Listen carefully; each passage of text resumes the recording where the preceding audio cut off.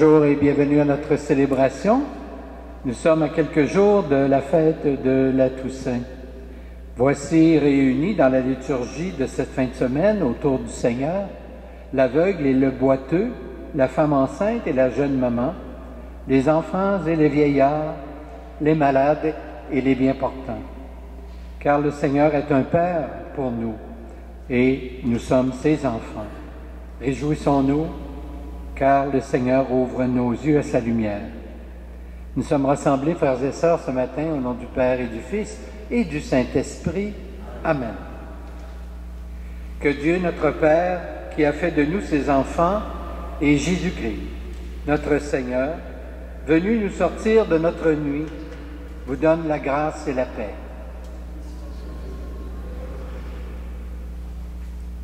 Le Seigneur se fait proche de nous pour nous libérer de ce qui nous empêche de vivre pleinement notre condition de disciples. Avec confiance, implorons sa miséricorde. Jésus, fils de David, envoyé par le Père pour nous guérir de nos aveuglements, prends pitié de nous.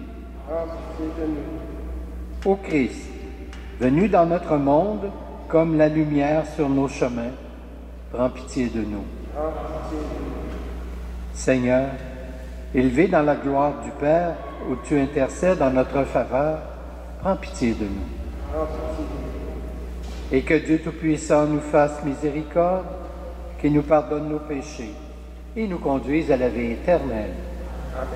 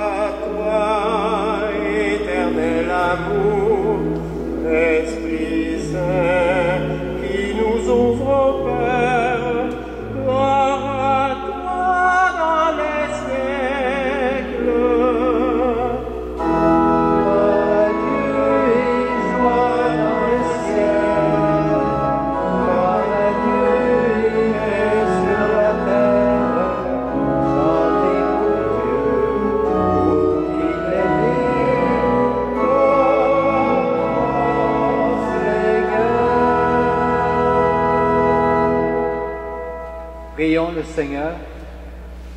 Dieu éternel et tout-puissant, augmente en nous la foi, l'espérance et la charité. Et pour que nous puissions obtenir ce que tu promets, fais-nous aimer ce que tu commandes.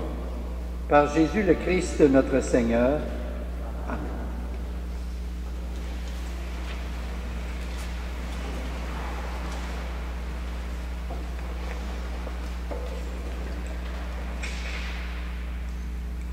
Première lecture. Lecture du livre de Jérémie. Ainsi parle le Seigneur. Poussez des cris de joie pour Jacob, Acclamez la première des nations. Faites résonner vos louanges et criez tous, Seigneur, sauve ton peuple, le reste d'Israël. Voici que je les fais revenir du pays du nord, que je les rassemble des confins de la terre. Parmi eux, tous ensemble, l'aveugle et le boiteux, la femme enceinte et la jeune accouchée. C'est une grande assemblée qui revient. Ils avancent dans les pleurs et les supplications. Je les mène, je les conduis vers les cours d'eau par un droit chemin où ils ne trébucheront pas. Car je suis un père pour Israël, Éphraïm est mon fils aîné. Parole du Seigneur.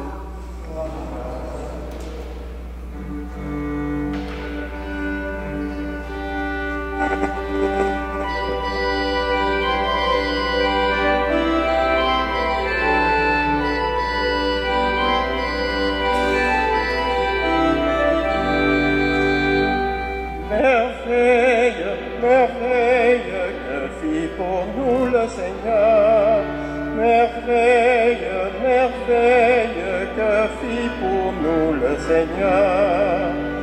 Merveille, merveille, que fit pour nous le Seigneur. Merveille, merveille, que fit pour nous le Seigneur. Quand le Seigneur amena nos captifs, nous étions comme en rêve.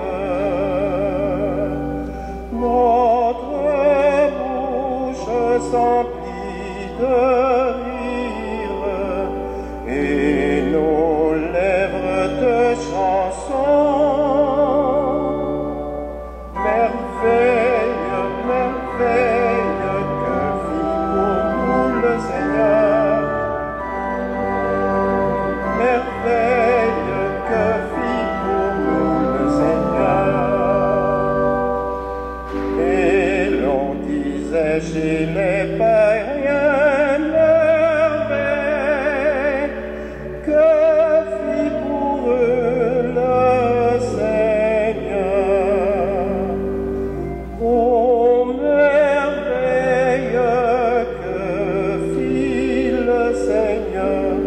Nous étions dans la joie.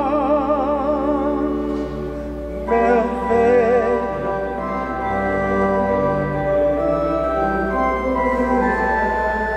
Merveille, merveille, que fit pour nous le Seigneur. Amen, Seigneur, nos captifs, comme un torrent au désert. Le semeur qui sème dans les larmes, moissonne dans la joie. Merveille, merveille, que fit pour nous le Seigneur. Merveille, merveille.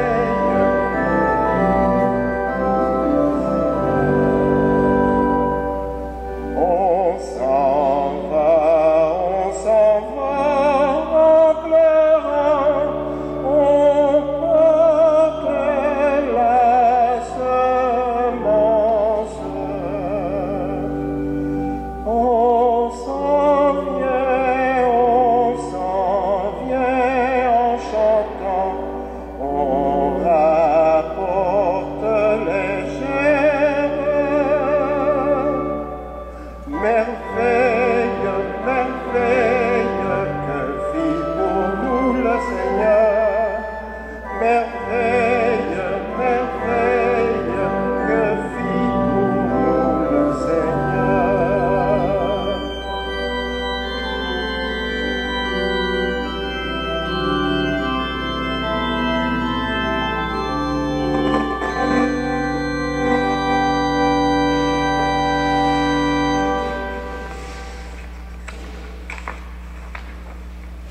Deuxième lecture. Lecture de la lettre aux Hébreux. Tout grand prêtre est pris parmi les hommes. Il est établi pour intervenir en faveur des hommes dans leur relation avec Dieu. Il doit offrir des dons et des sacrifices pour les péchés. Il est capable de compréhension envers ceux qui commettent des fautes par ignorance ou par égarement, car il est lui aussi rempli de faiblesse. Et à cause de cette faiblesse, il doit offrir des sacrifices pour ses propres péchés comme pour ceux du peuple. On ne s'attribue pas cet honneur à soi-même. On est appelé par Dieu comme à Aaron. Il en est bien ainsi pour le Christ. Il ne s'est pas donné à lui-même la gloire de devenir grand prêtre. Il l'a reçu de Dieu qui lui a dit « Tu es mon fils. Moi, aujourd'hui, je t'ai engendré. » Car il lui dit aussi dans un autre psaume « Tu es prêtre de l'ordre de Melchizedek pour l'éternité. » Parole du Seigneur.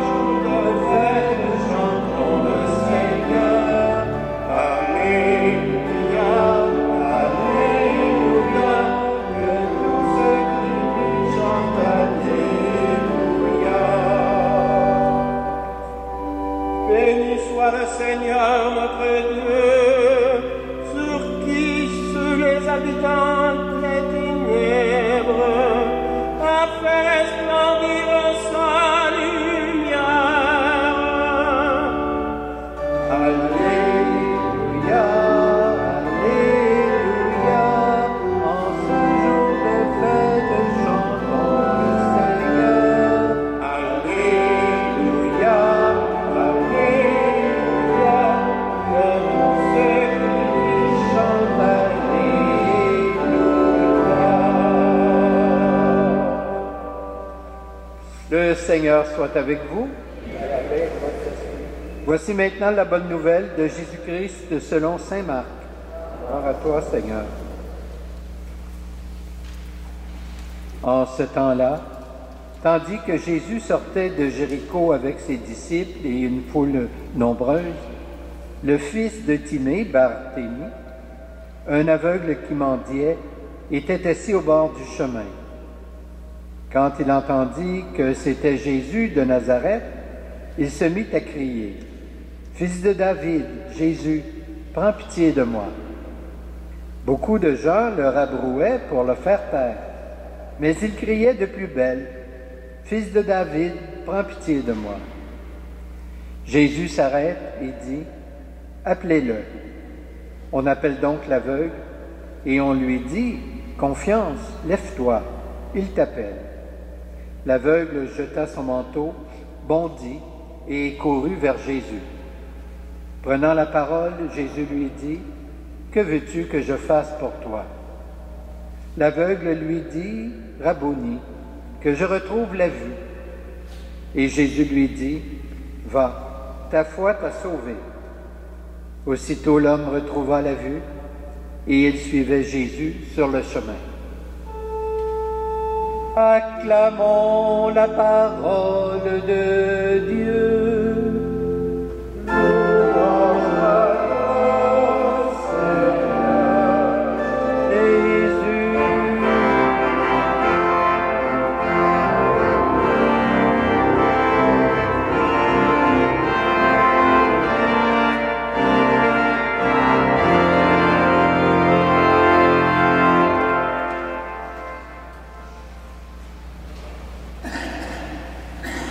Vous asseoir.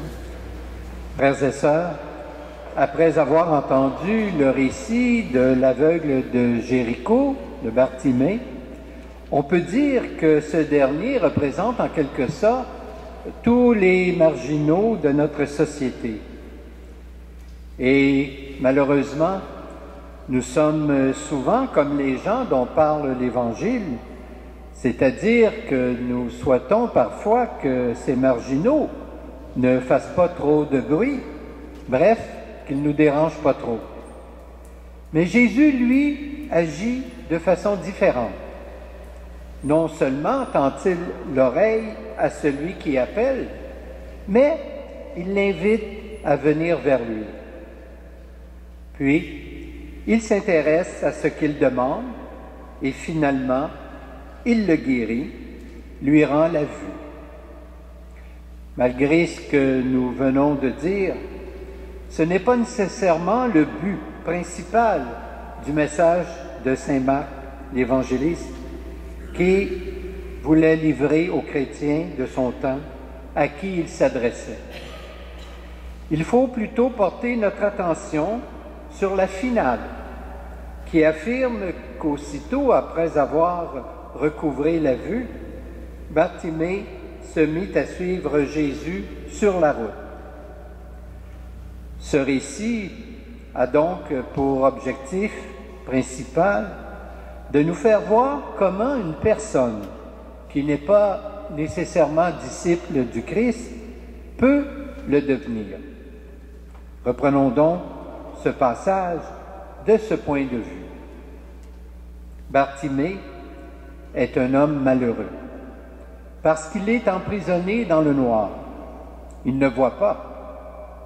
Ce handicap l'empêche de vivre pleinement et, on le comprend bien, il n'aime pas tellement cette situation et il désire ardemment s'en libérer. Il rêve d'une vie pleine et épanouie. C'est pourquoi il est si sensible au passage du Christ.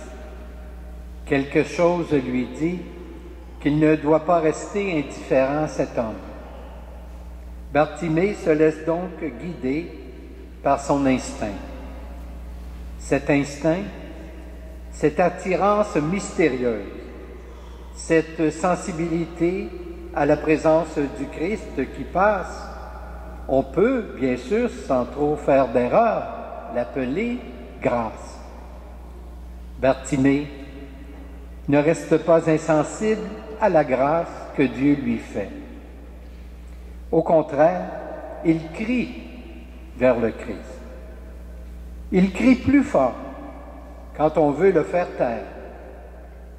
Puis quand le Christ l'appelle, il bondit.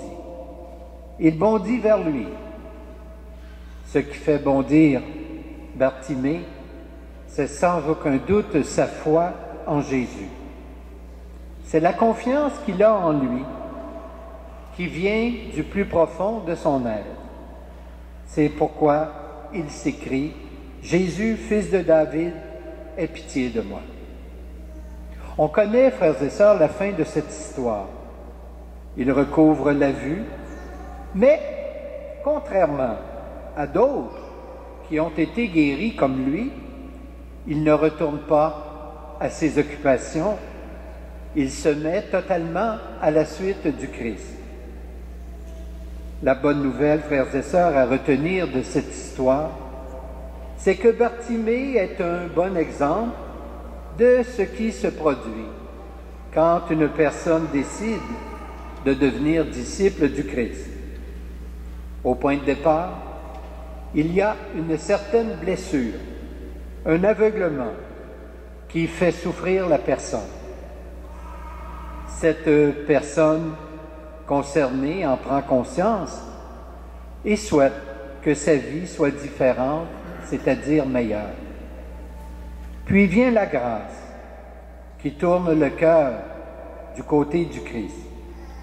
Elle l'attire vers lui et fait sentir qu'il peut faire sortir des ténèbres malgré des forces de toute nature qui peuvent rendre la réponse à l'appel de la grâce plus ou moins difficile. Mais si la foi est vive, elle saura vaincre toutes les résistances. Vue sous cet angle, l'aventure de Bartimée est interpellante pour chacune de nous, car nous le savons, nous l'expérimentons, nous avons, nous aussi, nos propres chaînes, dont nous devons consentir à nous défaire en faisant appel au Christ. Frères et sœurs, que cette Eucharistie que nous célébrons actuellement nous communique la grâce et le courage à chacun, chacune de nous d'y parvenir. Amen. Levons-nous maintenant et ensemble nous allons professer notre foi. Je crois en Dieu le Père Tout-Puissant, Créateur du ciel et de la terre, et en Jésus-Christ, son Fils unique, notre Seigneur, qui a été conçu du Saint-Esprit, est né de la Vierge Marie, a souffert sous Ponce Pilate, a été crucifié, est mort et a été enseveli, est descendu aux enfers, le troisième jour est ressuscité des morts, est monté aux cieux, est assis à la droite de Dieu le Père Tout-Puissant, d'où il viendra juger les vivants et les morts. Je crois en l'Esprit Saint, à la Sainte Église catholique, à la communion des saints, à la rémission des péchés, à la résurrection de la chair et à la vie éternelle. Amen. La foi de Bartimée nous interpelle. À son exemple, nous osons crier vers Jésus. Nous souhaitons former une Église vivante et agissante au cœur du monde. Demandons au Seigneur la force de l'unité dans la foi.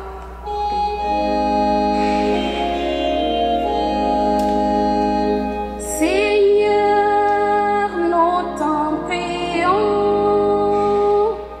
Seigneur, nous t'en prions. Nous souhaitons vivre dans un monde où règne la paix. Demandons au Seigneur la paix du cœur, celle qui rend possible l'harmonie autour de nous et sur toute la terre. Seigneur, nous t'en prions. Nous souhaitons construire une société plus juste. Demandons au Seigneur les grâces de l'audace et de la communion. Seigneur, nous t'en prions. Nous souhaitons la santé et le bien-être pour nos proches. Demandons au Seigneur de donner courage et persévérance aux personnes malades, alitées ou handicapées. Seigneur, nous t'en prions. Seigneur, c'est toi qui nous inspires de te présenter ces demandes. Donne-nous toute la liberté intérieure requise pour te servir et pour accueillir les bienfaits que tu nous donnes. Toi qui règnes avec le Père et le Saint-Esprit pour les siècles des siècles. Amen. Nous allons maintenant recueillir vos offrandes.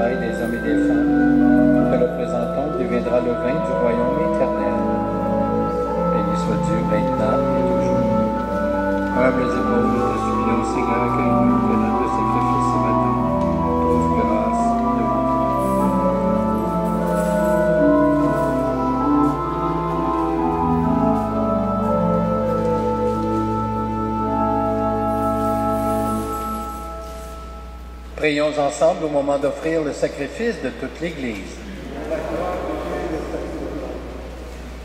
Regarde les présents déposés devant toi, Seigneur notre Dieu, et permets que notre célébration contribue d'abord à ta gloire, par Jésus le Christ, notre Seigneur. Le Seigneur soit avec vous.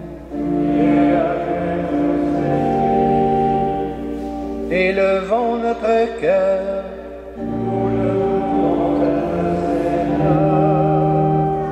Rendons grâce au Seigneur notre Dieu.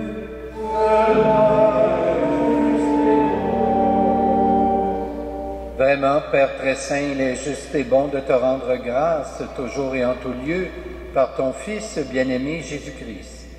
Car il est ta parole vivante, par qui tu as créé toutes choses. C'est lui que tu nous as envoyé comme Rédempteur et Sauveur, Dieu fait homme, conçu de l'Esprit Saint, né de la Vierge Marie, pour accomplir jusqu'au bout ta volonté et rassembler du milieu des humains un peuple saint qui t'appartienne. Il étendit les mains à l'heure de sa passion, afin que soit brisée la mort et que la résurrection soit manifestée. C'est pourquoi avec les anges et tous les saints et saintes, nous proclamons ta gloire en chantant d'une seule voix.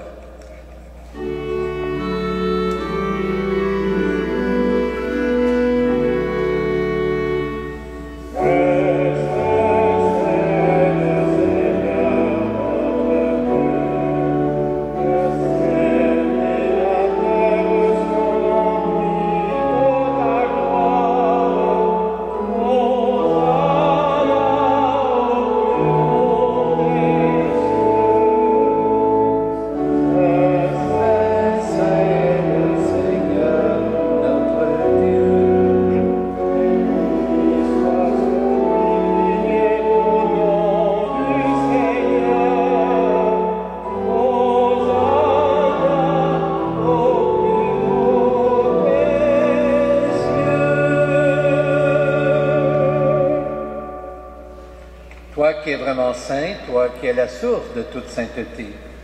Nous voici rassemblés devant toi et dans la communion de toute l'Église en ce premier jour de la semaine, nous célébrons le jour où le Christ est ressuscité d'entre les morts. Par lui que tu as élevé à ta droite, Dieu notre Père, nous te prions, sanctifie ces offrandes en répandant sur elles ton esprit, qu'elles deviennent pour nous le corps et le sang de Jésus, le Christ, notre Seigneur. Au moment d'être livré, d'entrer librement dans sa passion, il prit le pain, il rendit grâce, il le rompit et le donna à ses disciples en disant, « Prenez et mangez-en tous.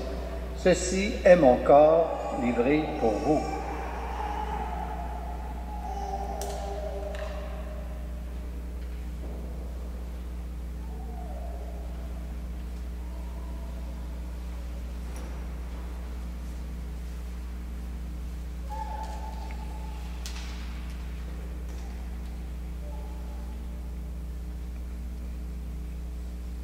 De même, à la fin du repas, il prit la coupe. De nouveau, il rendit grâce. Il la donna à ses disciples en disant, « Prenez et buvez-en tous, car ceci est la coupe de mon sang, le sang de l'alliance nouvelle et éternelle, qui sera versé pour vous et pour la multitude en rémission des péchés. Vous ferez cela en mémoire de moi. »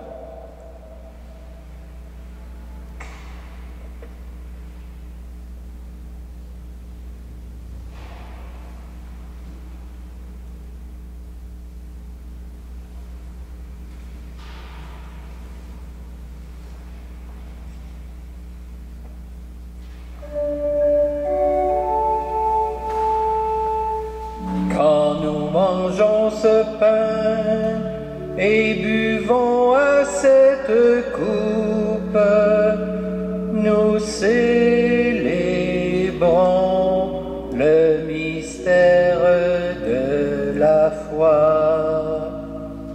Nous rappelons ta mort, Seigneur ressuscité, et nous attendons que tu viennes.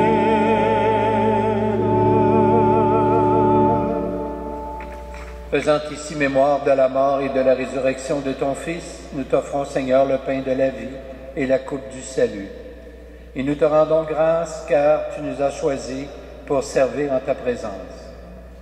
Humblement, nous te demandons qu'en ayant part au corps et au sang du Christ, nous soyons rassemblés par l'Esprit Saint en un seul corps.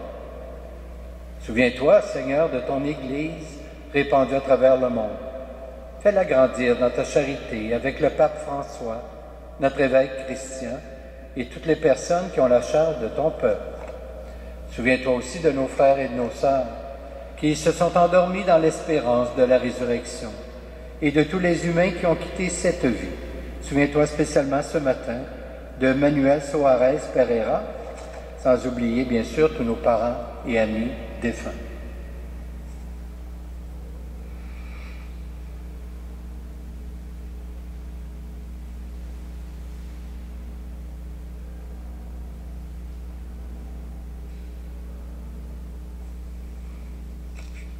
Reçois-les, Seigneur, dans ta lumière auprès de toi.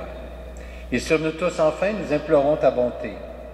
Permets qu'avec la Vierge Marie, la bienheureuse Mère de Dieu, avec Saint Joseph son époux, avec les apôtres, les saints et saintes, de tous les temps, qui ont vécu dans ton amitié, nous ayons part à la vie éternelle, et que nous chantions ta louange par Jésus-Christ, ton Fils bien-aimé.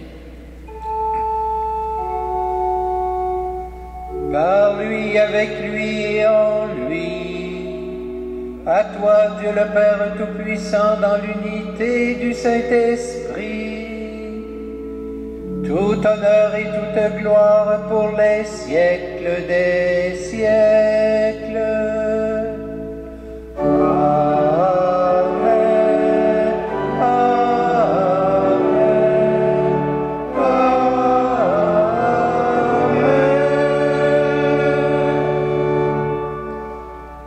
C'est Jésus, notre frère, qui nous a appris cette prière. C'est pourquoi nous osons dire ensemble, Notre Père, qui es aux cieux, que ton nom soit sanctifié, que ton règne vienne, que ta volonté soit faite, sur la terre comme au ciel. Donne-nous aujourd'hui notre pain de ce jour. Pardonne-nous nos offenses, comme nous pardonnons aussi à ceux qui nous ont offensés, et ne nous laisse pas entrer en tentation, mais délivre-nous du mal. Délivre-nous de tout mal, Seigneur, et donne la paix à notre temps. Par ta miséricorde, libère-nous du péché, rassure-nous devant les épreuves en cette vie, où nous espérons le bonheur que tu promets, et le retour de Jésus-Christ, notre Sauveur.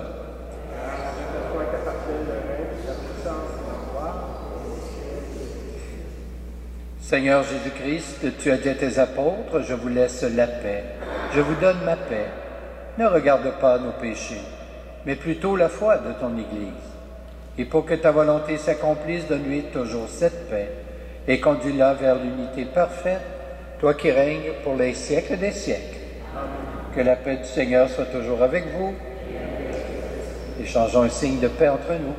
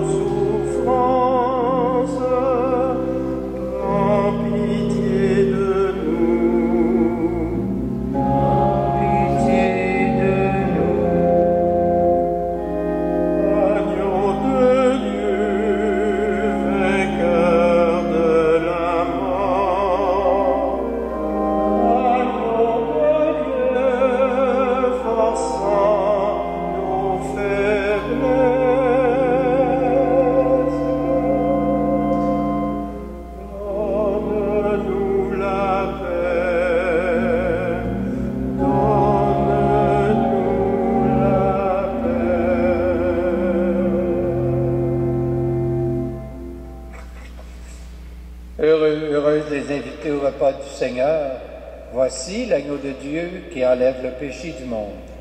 Seigneur, je ne suis pas digne de te recevoir, mais dis seulement une parole et je serai guéri. Que le corps du Christ nous garde pour la vie éternelle.